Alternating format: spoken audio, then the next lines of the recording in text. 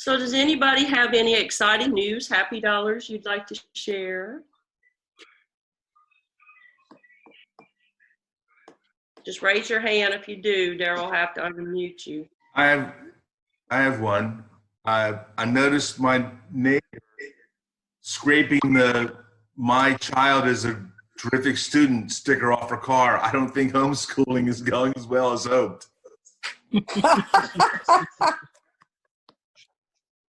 I saw another meme like that was cute, and it just said, I've just graduated my child." Yeah, I saw one parent said that the homeschooling somebody had called in a bomb threat. So Teacher got fired for drinking on the job. There you go.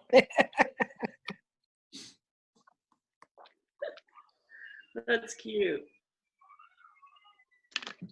Any more happy dollars? Well, I guess can I just do a little update? Absolutely. Next week is Nurses Appreciation Week, healthcare staff. We're making up goodie bags. We're making 100 of them. We're working with Eileen Evans at Dozier. And so they'll all get like a little mask and a badge reel and some different little things. So if anybody has anything with their business, if you have pens or tchotchkes or whatever it is that you've got, and you're willing to donate some, we can put them in those bags. So I put that out to you. How many do you need? I'm doing 100 bags. Okay, 100. Did you see the story in the pilot about the girl from the high school who was making like a mask? I Extender. didn't hear you. A what? Like a mask extender, like a ribbon with buttons.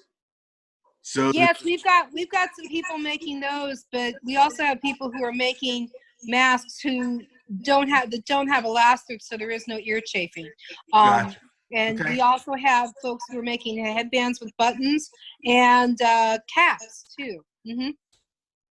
Yeah, there's a lot of people out there doing, and you know what? There is still a need. It's just amazing.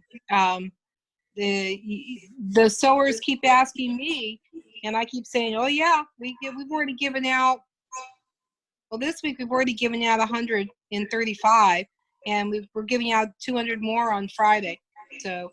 Oh. So altogether, we've given out. Right now, we've given out about 1,750, 1,800 roughly. Wow, that's great. That's awesome. So text me if you have anything that you want from your business to be included in the goodie bags to Dozier. Well, one of the things I'm working on, Mary Beth, is I have some special signs for the healthcare workers. I'm placing an order. They'll be posted at the hospital. And I'd like to see if the Rotary Club could buy lunch. So maybe we could arrange it to do all this on the same day. Oh, that would be nice. We're probably going to, we're thinking that we'll have our masks put together, the packages all put together by like next Wednesday, so that we could do it by Thursday or Friday next week, since the Appreciation Week begins on Monday. So how far out are your signs? Should be ready today. Oh, okay. Yeah, the masks are ready. I'm just waiting on badge reels and other things that have been being mailed to us, you know. Okay. I just need to coordinate and find out how many people that we would be getting lunch for. Okay. And I'm working with Linda Stanley. Should I be reaching out to Eileen instead? I don't know. I'm working with Eileen, and she's going to the nursing supervisor, so maybe she's going to Linda. Linda Stanley. Karen, okay. Linda Stanley. Okay. Linda's the better one? Okay. Okay, perfect. Well, that's good to know. Perfect. Yeah, Karen, so tell me what you find out, and you can just tell them, because the Mary Kay hand lotions that are going in these goodie bags are coming from Martha Warner in the Charlotte Rotary. Cool. Karen, did you want any of us to post those signs on our front lawns? You had asked me. Well, I only ordered 10, Okay, and display the healthcare worker appreciation. Daryl's got a picture of it on his computer if he wants to share it. I probably do too, if I have it somewhere. Mm-hmm. Probably we should put them where, they're most visible, where people live or whatever. If somebody lives on a busy street, There it is. Oh, that's good. And it's only one-sided because that's the most economical way to go. So I only ordered 10 of them. They're $16 a piece. But Karen, I think Josh joined us. Yes, I did. Hi, Joshua. How are you doing? Good. I hope you guys are well. I apologize for my tardiness. I was on a COVID-19 health and wellness protocol kind of conference thing. So I was trying to speed them up and get done with it so I could get the information I needed. So I'm sorry about that. Oh, no problem. No problem. I was reading your bio. I see that you're from Johnson County. I am, where the good old boys are raised. Yeah, well, I'm an insurance agent, and I used to cover Selma, Four Oaks, Smithfield, so I've been all over Johnson County. Okay, yeah, I'm down towards the Smithfield area. You know, Four Oaks isn't Four Oaks anymore since Fran. It's Three Oaks and a stump now. Fran took something away from the town. Oh, I hadn't heard that one. So yeah, I was born and raised in just a small town, Willow Springs down there. So it's a really beautiful place. I moved out after high school. Oh, well, you won't believe it, but I used to live across from the Kennebec Airport Okay. in that neighborhood. I think it was called Ivy Creek.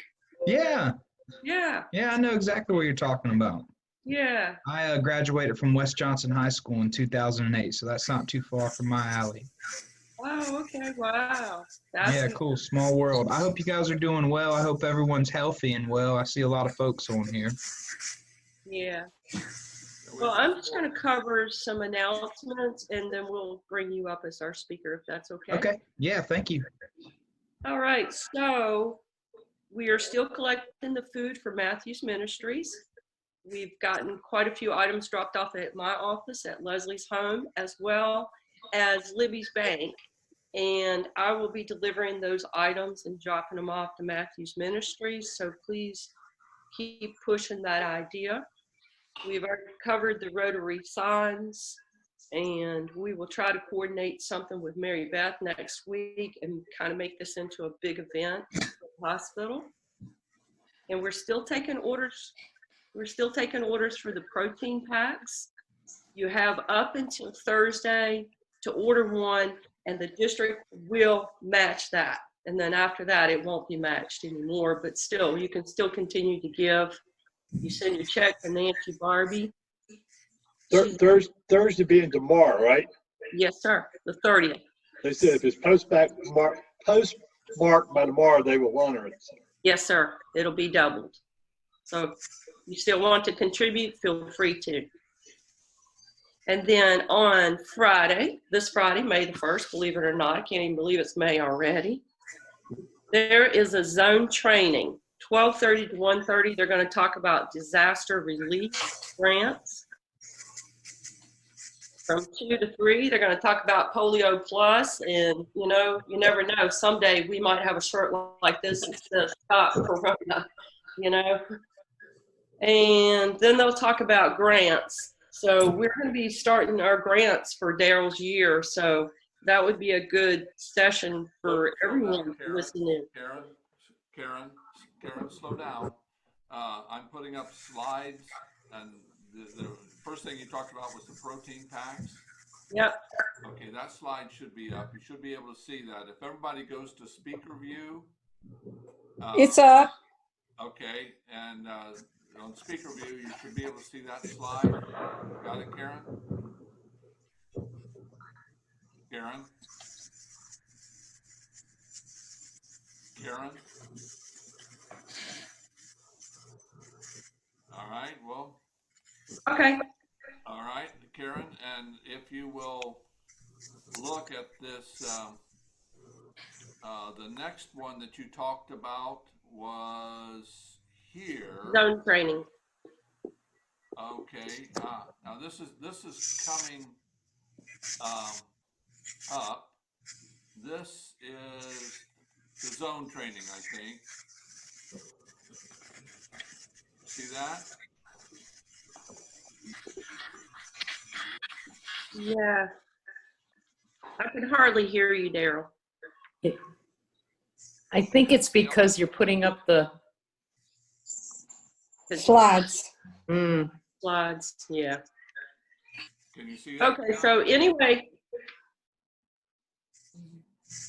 anyway, on Friday, the zone training is from 12:30 to 4:30. So they'll be talking about disaster grants, Polio Plus, and grants, the basics, how to apply for them, how to do a community assessment to make sure that the grant you're applying for is something that's really going to help our community. And then on Saturday, from 9 to 10, they'll talk about the Rotary Foundation. And then you'll have a long break. And then from 1 to 2, they're going to talk about how you set these goals, how you monitor them, and how you achieve them. And then 2:30 to 3:30, they're going to talk about, it's a watch party that's going to be on Facebook, but they're doing a replay of that. So if you want to watch it live, it's going to be Saturday at 11 o'clock. And then the final session will be about the nuts and bolts of the annual fund share. So those are things that are coming up. Also, June 23rd, and I'm hoping this is still going to be on the schedule, but of course we don't know yet. But that will be Dawn Rochelle. She's going to have her installation, and it's probably going to be up in the Jacksonville area because that's where she lives. But that's set for June 23rd, so I'm so hoping that that's going to happen. So those, are there any other announcements, Daryl, that I might have missed?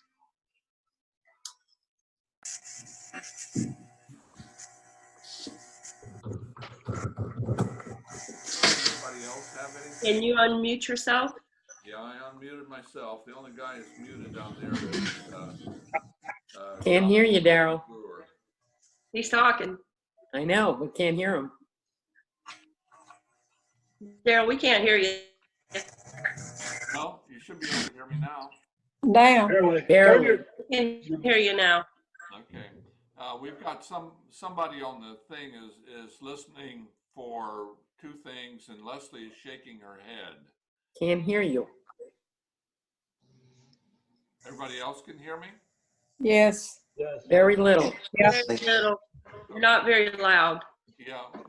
Somebody has got feedback on one of the things, but and Mary Beth just turned off her camera. Josh is still on. Ted Brewer is switched his computer. Okay. So before we introduce Josh, are there any other guests on that I failed to recognize? Mary Beth, and she's not really a guest.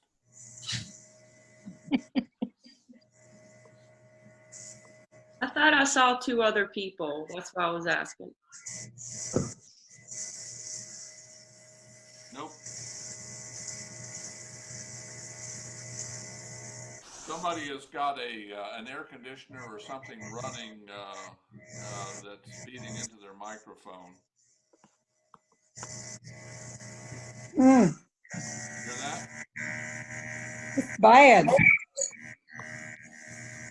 Maybe It's a buzzing. yeah. Daryl, is your volume up? You have Volume's your, okay. I can't hear Daryl hardly at all. I think it's your That's right. Okay. speakers. Okay. I am going to mute everybody except for Joshua. Karen, you want to introduce him? Sure. Joshua, and your last name is Torbich? Is that correct? Torbich. Torbich. And he is from Johnson County, North Carolina. He is the director of the Brunswick Christian Recovery Center. And we are so excited to have you on today. And we look forward to hearing about your organization and your story. So welcome, Josh. Thank you.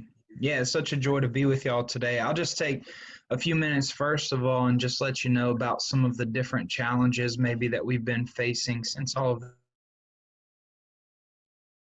the craziest time I don't know I've ever seen inside of America before. I've never, been exposed to anything kind of quite like what we're going through. So needless to say, our job out here at the Recovery Center, of course, most of you guys know that we currently have a 28-bed men's program that's a 4-month residential program.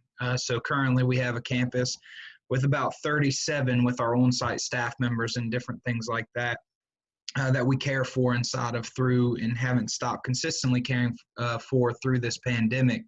And of course, everyone's probably heard about the Rose House, the bed and breakfast that we took over in January of this year that we're currently under the process of renovating, and it's already been zoned and cleared and special use permitted for a 28-bed women's treatment facility, which of course, big praise report, will be the first one in our area.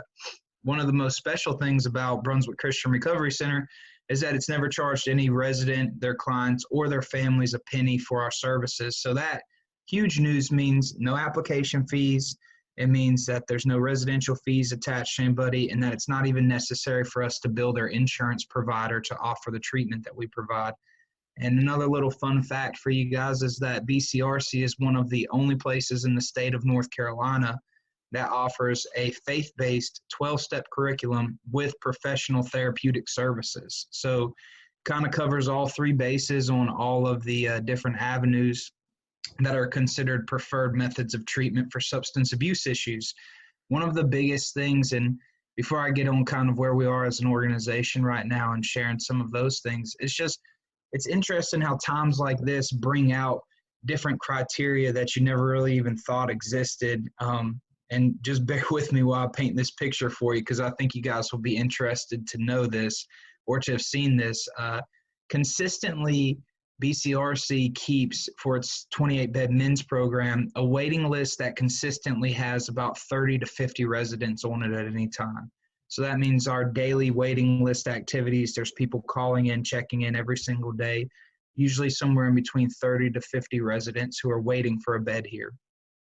Since this has happened, we've obviously in the past month seen a large uptick in the clients who have been sending in applications. So about double the amount of applicants. Now, one of the most, unexpected items that we've been noticing is the occupation that these people are coming from. We have seen such a large increase in applicants that are coming from the food service industries. And it's just very interesting to see that if you are, and if any of you guys are can see this with me, if you are struggling with substance abuse and you're in a food service industry like a waiter or waitress, you are going in and you're making $100 to $150 in tips each night, and then you're able to use that to obviously sustain your habit.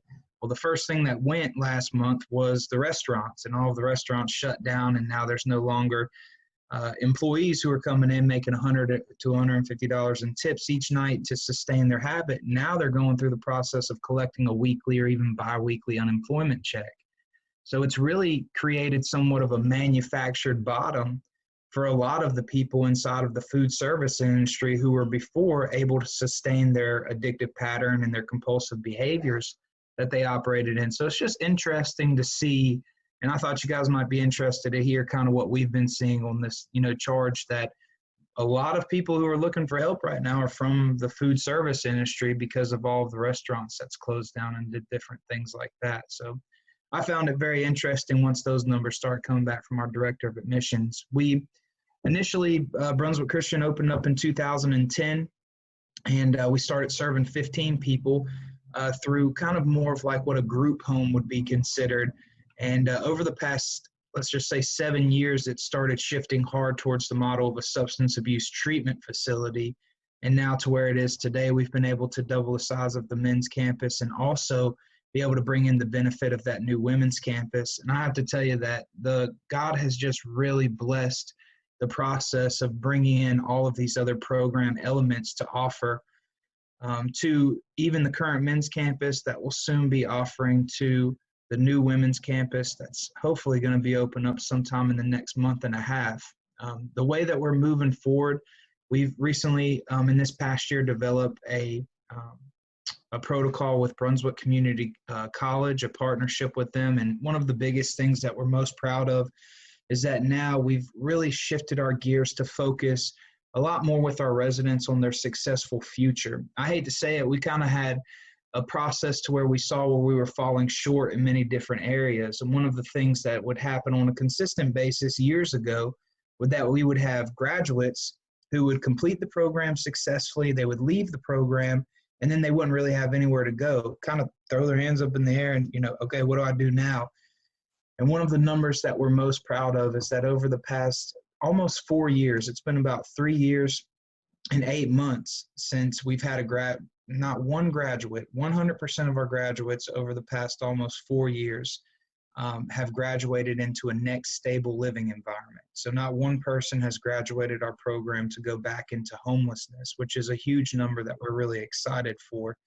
And moving forward inside of that, we've dialed back and been able to focus intuitively a lot more on the successful nature of our residents after they've completed the program here. So this is where we get into our high school equivalency program, our GED programming, our Brunswick Community College partnerships, which comes in and teaches human resource development courses, which is pretty much your prereqs in any kind of college setting.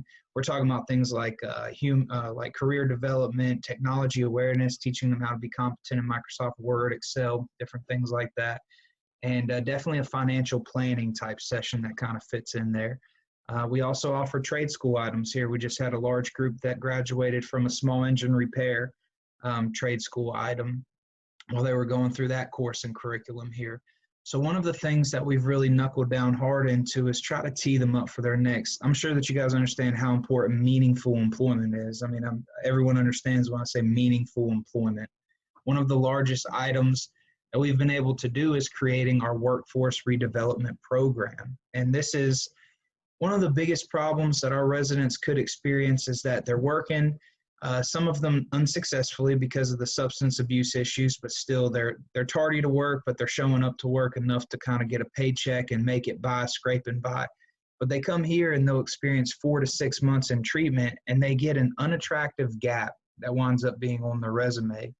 So with this workforce redevelopment program, we've actually been able to offer certifications and definitely resume items while they're inside of treatment that can be contributed towards their resume. So now their next employers don't have to see an unattractive 4 to 6 month gap on their resume. They can successfully achieve the next employment. I'll tailor up kind of the end with it to tell you kind of what our success rates look like. And most importantly, I think before I do that, I'm going to tell you how we define success as an organization. Like I said, when we kind of rebranded and shifted in a different direction with all of our gears turning this, we had to figure out what our goals were. And we define success inside of a 3-pillar model. And the first of which is, of course, clean and sober. We want to teach the clients here and the residents here how to live successfully without the need or use of drugs and alcohol. So consistently clean and sober is the first criteria for success. The second one is a stable living environment. Are people still living and residing inside of a stable living environment? And then the third one is, are they receiving steady income or are they gainfully employed? So this fits into the category of people who will be able to work. They find themselves in meaningful employment or even a more career type position. And then they can also have people who are collecting Social Security or disability of some kind. They'll fit into this criteria as well. So from 2018, we were able to produce our statistics to show that 74% of our graduates fit inside of this 3-pillar success model that we've set up for ourselves to achieve, which is huge. We were ecstatic about the number. And after checking in, and this is, of course, 365 days after their completion of the program. So we checked back in with all of these graduates from 2018 after they had been completed and out there in the world on their own for a whole year. And we came back with 74% of them were still inside of this criteria, which is a great number for us. After 2 years, we were able to show 56% of our graduates from 2017 still fit inside of this 3 model criteria, which is another good number for after 2 years. So we're ecstatic about the place that we're heading. Most importantly, we're so just overwhelmingly grateful to be able to start providing this service for the women. We're right in the middle of our capital campaign. We're still raising funds to try to complete the project. We already own the property. We own the building. It's already been switched to commercial. It already has the licensing and the permits pulled on the property and the facility. Right now, it's just all building costs that are going on. We're adding about 2,000 square foot to an already existing 7,000 square foot facility. And then moving forward, obviously, we have to fill it up with all of its contents and employ the staff and do the different things like that. But one of the largest things, and I'll leave you with this, and maybe there'll be a couple times for some questions, Ms. Karen or Mr. Darrell, I'm not sure. But if we move forward with our, actually I'm not sure if you guys know this, but the Governor's Crime Commission has offered and expressed their interest in funding a collaborative effort between us and Lake Waccamaw Boys and Girls Home. And I'll just share this with you. The top 2 reasons why people will not go and seek substance abuse treatment whenever they desperately need it. The first one is financial resources, and the second one is children. They have no idea what to do with their kids while they go and receive this treatment. So with our collaboration with Lake Waccamaw Boys and Girls Home that's set to kick in October, we're going to be able to offer a same amount of time. So for the men's program, it's 4 months. For the women's program, it's 6 months. But we're able to offer a comprehensive care program, residential, for every child of every resident who's going to be going through the substance abuse treatment curriculum at the men or the women's campuses, which is just huge, all at no cost to them or their families. So actually, according to the North Carolina State Codebook model, in October, Brunswick Christian will no longer be known as a recovery center or a treatment facility. It will be known as what's considered a family care center, because we are now able to offer those services to any age under the age of 18, 0 all the way up to 21 actually is where we can put them inside of Lake Waccamaw. So we've been working hard, coming up with a lot of different resources. Obviously, when this Rose House gets opened up, it already probably has a full plate that's ahead of it with how many calls we already get. So if I'll offer this, after all of this crazy stuff gets over and done with, we can definitely come out there and go for a tour of the place. If any of you guys would be interested on that, we can come out and see the 2 men's campuses as well. And we can take a look at some of these social enterprises that we've been able to start as well for our workforce redevelopment program. So those all might be interesting, all of you guys are able to see them. Any questions? Is there time for that?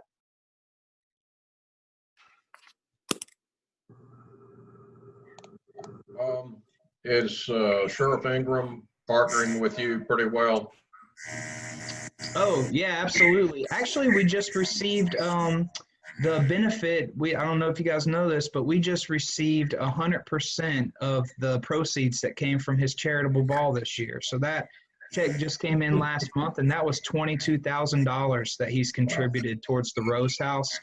And his Anchor initiative is actually one of our biggest service areas inside of Brunswick County. So consistently, we have about 6 or 7 of the people who are a part of the Sheriff's Anchor initiative who are going through the treatment process here. Same thing's true with the drug treatment courts. And the same thing is true with social services here in our local Brunswick County community. Joshua, what kind of budget do you have? So this year we're going to be knocking on the door of our proposed budget of just over $1 million. Last year our budget was $670,000.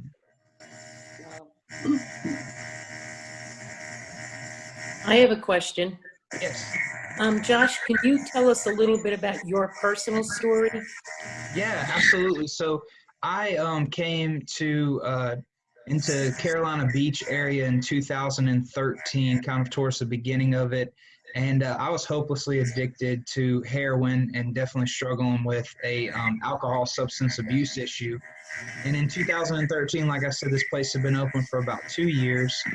It opened up in November of 2010. So it was just over 2 years when I came through the doors here as a resident. And I'll tell you, if you could really picture like the most beautiful home that anyone's ever grown up in, you would not be too far away from my home. Like I had the best of parents, brand new Z71 the day I turned 16, but still was the one who rebelled against everything that he was given and found himself going down the wrong path. But I had countless times tried to pull myself up from my bootstraps, and this was not my first attempt to try to get well. And I had moved, this might be funny to some of you guys, but I had moved into the position where my mother and my dad, they were no longer willing to give me like one of those kid startup packages. You know, I was 22 years old, so they weren't willing to like foot the bill for me anymore type of thing. My mom actually told me that she was going to chop me up into pieces and throw me into the Carolina Beach Ocean, you know, before she watched me do this to myself anymore. So I was at a place where my resources were just completely gone. No more resources, completely depleted. So I was really only left open to whatever free resources, you know, I could find. So I ended up detoxing in the harbor. And then I ended up shuffling over to a safe house in Oakboro for about 6 weeks. And then I found this here at Brunswick Christian. And it was just one campus that we have now as our main operations campus. And it was kind of more close to the lines of a group home type setup. But I'm going to tell you, I had a genuine encounter with God while I was here, and really kind-hearted preacher used to run the place. And it was just right up my alley and what I needed. And I was able to get well. There was no other staff when I came here. And so far, we've been able to build up the staff now to 12, which is a huge, huge praise report for us. And we're able to keep moving forward inside of even more help. So just to be able to watch it grow and to be some small part of that over the past 7 years has really just been a gift to me. And it's sincerely, Miss Leslie, it's the biggest thing that I've ever been a part of. Like, just genuinely, I've just never been a part of anything nicer or better inside of my entire life. I'm 29 years old, and for a guy who was addicted to heroin for about 6 years, God sure has restored a lot of things. I just got married last week and kind of like a moment wedding. So we got I met a really beautiful girl. Now your real problems are starting. Well, see, it's an interesting thing. We have a huge wedding, about a 300-person wedding planned for August 22nd. Oh. And I was joking around with her because we saw what the interest rates were doing. And I said, well, we need to pool on these interest rates to buy a house, because she's a veteran and she was in the Marines, and she's currently a student at UNCW in her junior year. So she's 26. She's getting ready to graduate, but she's doing her GI Bill. And I found out that we had to actually be married if we wanted to pull a VA loan. So I joked around. I said, I'm going to take you to the courthouse and marry you. And she said, really? I didn't think she'd go for it, but she ended up. So we didn't go to the courthouse, but I took my pastor. I attend Beach Assembly of God Church, and Pastor Chase put on a really nice little private ceremony with just 2 witnesses, and she was crying. She said, now I get my big wedding, and I also get this small little wedding. So it was a really nice thing. Yeah. So like I said, I mean, I'm telling you, they and my parents too, like, I got hey, I'm back in the wheel now, folks. You know, after good behavior for the past 7 years, I mean, I got keys to the boat again. You know, I mean, they got me back in the wheel, so can't complain about much with all of that. But yeah, God's been really good to me. So this place has done, I mean, I'm blessed to be able to run it for the past 5 years. I've been the executive director of it. But I got a debt to this place that I can never repay. Well, congratulations on all of it, Josh. Thank Yes. you. Yeah, And thank you. we heard you tell your story at Trinity not long ago, and it's so good to hear you again. Yeah, thank you. Yeah, y'all are a good church. We really appreciate everything Trinity does. Thank you. Josh? Any other questions? Duncan? I have one other, if I can. I won't take up too much more time of the group. What kind of fundraising do you do? You So said every year, traditionally, we've had a golf tournament and we've had a banquet that we put on, and those are all annual events. We also, just so you guys know, we don't have any program fees. You know, you might remember me saying that, but one of the largest things that we're able to do is we have contracts with We have PGA contracts, NASCAR contracts. We have contracts with some state fair that we're able to go out and perform certain services on a volunteer basis, and these organizations will then contribute to our organization as a whole. It's been a really beautiful partnership. These organizations will donate to us even when we don't go and do events. So like they're large contributors to our golf tournament every year and different things like that. So God's really blessed us and given us favor inside of our corporate sponsors that we have. About 60% of our budget comes from that. The rest of it comes from church support, individuals, donations, grants, private society groups, just like you guys, you know, different things, community effort groups, things like that. And we're actually just now this year getting into the, obviously with the big hit that we took with our events being canceled, like the Players Championship, you know, the last 3 days of that was canceled. We had Richmond NASCAR race. That was one of our events canceled so far, and the Miami Fair. So we took about a $90,000 hit within those events. So we were able to go ahead and spearhead and speed up the clock on this workforce redevelopment program that we've created. So God's been really good to us. We currently are operating 3 organizations called CRCI Landscaping and Pressure Washing, CRCI Cleaning and Sanitation, and CRCI Catering and Creations. So we were able to start all 3 of these organizations as a part of our workforce redevelopment program. And I'd encourage all of you guys to go check them out. They have websites and Facebook pages and all that. This is a way that we're able to put genuine effort into helping our residents move forward, but it also generates income for the ministry as a whole. Thank you. Yeah, thank y'all. You had your hand up. What's that? Oh. Leslie, you had your hand up. Karen. So what time of year is your golf tournament and the banquet? Okay, so it's originally scheduled for June 20th. We had it at Thistle, and it's obviously been postponed, canceled, and then pushed back. So all 3 of those things has happened over the past 3 weeks. But now we are at Ocean Ridge Charities, and it's actually a week right before my big wedding day. It's August 15th. And we have a board member who's a part of Orca, so we've been able to switch over to Ocean Ridge. So we're going for August 15th. We're going to try to get a couple hundred golfers in there. Our catering company will be on site to do the luncheon and the different things like that. We have a really sharp culinary director, and he's a really talented chef. So he'll put on something nice for the luncheon. And then our banquet is December 6th of this year, and we actually host that over at the ballroom where Stone Chimney is, the BSRI building.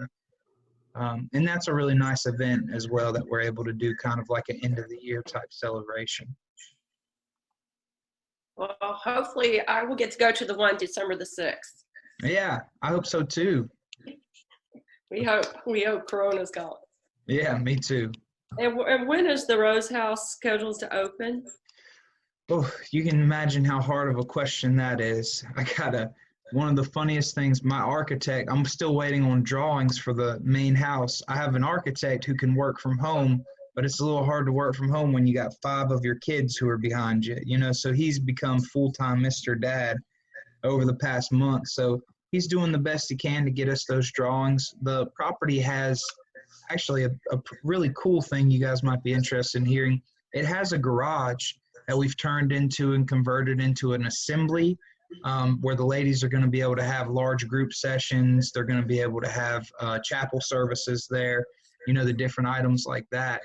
And we've already, you know, begun the infrastructure building on that. We already have drawings for it, but we're looking at Carolina Coastal Construction has volunteered to be our general contractor on the project, and he's about 8 weeks out with the completion of the project. So it's not anything that's impossible to complete. So you said that the people go through an application process. Well, I'm sure you have a lot of people applying. So how do you determine which candidates you accept at your facility?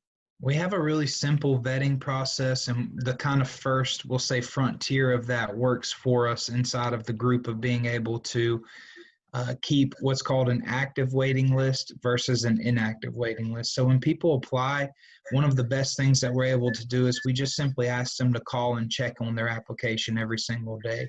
And that's one of the simplest ways that we're able to get people moved up to the top of the list from the bottom. So on average, we get anywhere from 20 to 60 calls from people every single day.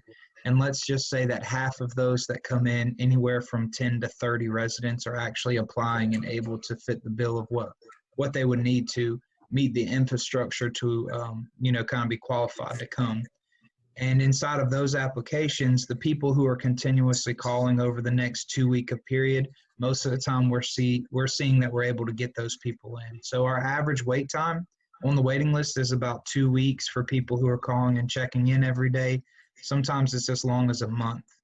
We have a lot of resources that we help a lot of people with, including detoxes, which buys you a week. And then we also have safe houses, like what I was telling you I went to where we'll refer people to who don't have that stable, recovery conducive living environment so that they don't go back to the streets, use drugs or anything like that, so that we can make a smooth transition from where they are to getting to us when we do have that bed available. Josh, where do you send them for detox? Is it the hospitals? No, ma'am. Actually, the hospitals aren't the best to work with whenever it comes to that. We have collaborative effort. We're not a medical facility, so we have a collaboration with 4 detoxes. Oh, actually 5 now. So we have Dick's Crisis Unit, which is in Fayetteville. We have the Harbor Detox, which is in Wilmington. We have Tanglewood Arbor, which is in Lumberton. And then we have 2 crisis recovery centers. One's in Kannapolis and one's in Monroe. So I don't know. I'm the chairperson for the Brunswick County Opioid Task Force Commission, and one of the things that we're aggressively working on right now is bringing our own detox center to Brunswick County. Which is obviously a need that's just, if any of you guys know that, it's a huge, huge need right now. So that's one of the things we're trying to spearhead on a county level. And obviously, if we did get that detox here inside of Brunswick, I'd have it filled up tomorrow. At the drop of a hat. So.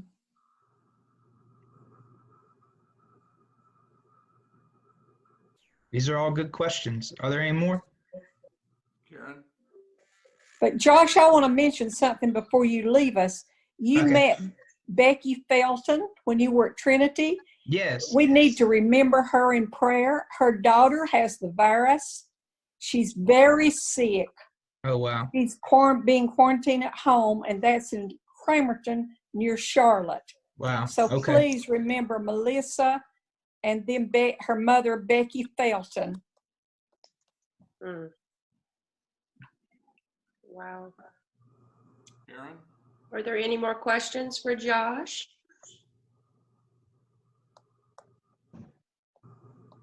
Well, Josh, I want to thank you for sharing with us today. You have a wonderful, wonderful story. Thank and you. Hopefully when all this COVID stuff is gone, we can come out and take a tour of your facility. Yes. Oh, that'd be good. And you're only meeting half of our club.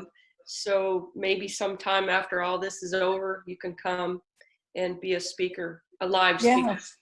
Love to. It's a little bit easier to talk with some interaction. Over the computer is a tough thing. I thought he was live today. Yeah, you did a good job. I appreciate y'all so much. Thank y'all. Y'all have a good day. Thank you, Mr. Darrell. Thank you, Josh. Josh? Thanks, Josh. Josh, stay on the line. I'd like to talk to you. Okay, sure. All right. Okay, anything else, Karen? All righty. Well, we're going to have to close our meeting if we don't have any other announcements. Does anybody have anything else that we might have missed? Okay, well, I will let you know. Don't forget about your training on Friday if you can do that. It would be a wonderful opportunity for you to learn more about Rotary.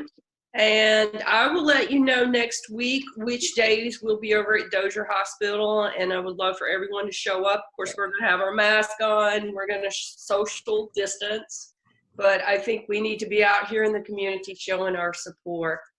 So until we see each other again, let's end with the Rotary motto. Service of self. It's good to see everybody. Great seeing everybody. Yes. Bye. Bye. Bye-bye.